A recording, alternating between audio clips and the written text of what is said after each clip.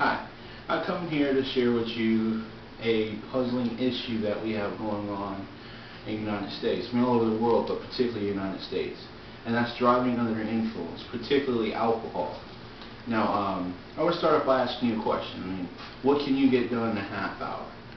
I mean, you think some people have a lunch break that's a half hour, has a half hour commute to work, so forth, so on, you know, getting ready for work.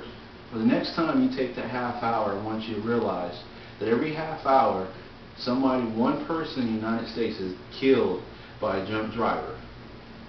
It's pretty interesting. And that could be stopped by following a few things. But first off, I want to start off by sharing a few statistics about drunk drivers and how they cause havoc on the road. Let's start off by, we got a big issue going on now. We got this 9/11, we got this Iraq war going on. Right now in Iraq, there were 4,013 soldiers that got killed, just in 2007 alone. Now, 2007 statistics on DUI deaths, particularly the innocent victims from the drunk drivers, total 17,600. Far more worse than what's going on over there. Both are significantly bad, but the drunk driving can really be avoided. Now, drunk driving is considered having a blood alcohol level higher than 0.8. That is considered drunk driving in just about every last state in the United States. That's alcohol, that's drunk driving.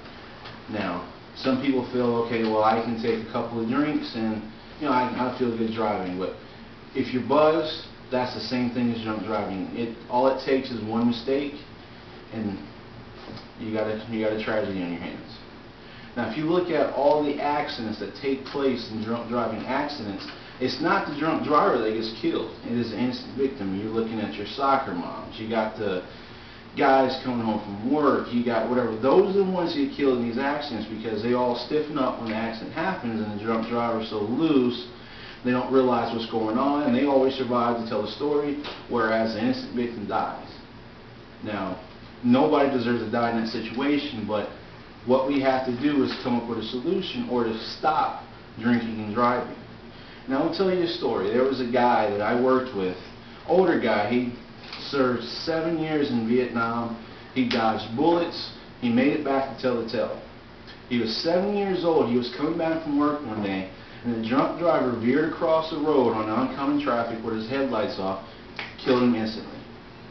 This is the type of stuff that's going on every 30 minutes, and it can be stopped.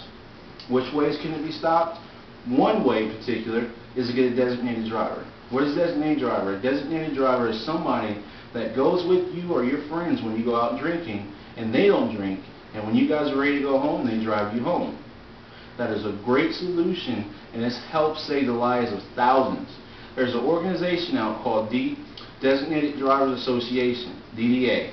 They have a website out there that gives you information about designated drivers, how you can find one, or if you're interested in being a designated driver, it tells you how to do that. It has all this great information on there. The second way to avoid having these deaths during driving is drinking at home.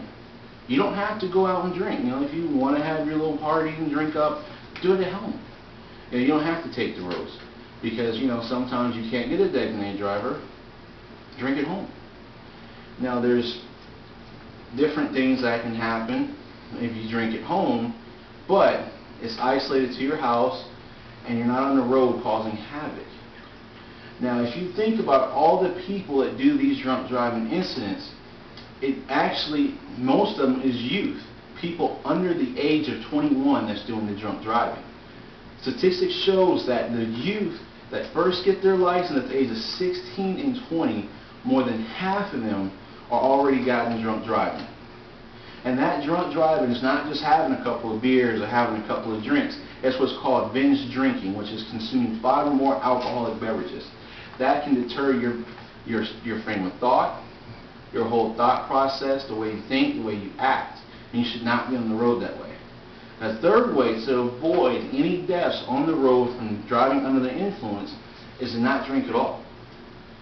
I mean, drinking has horrible ramifications to it. I mean, it causes cirrhosis to the liver.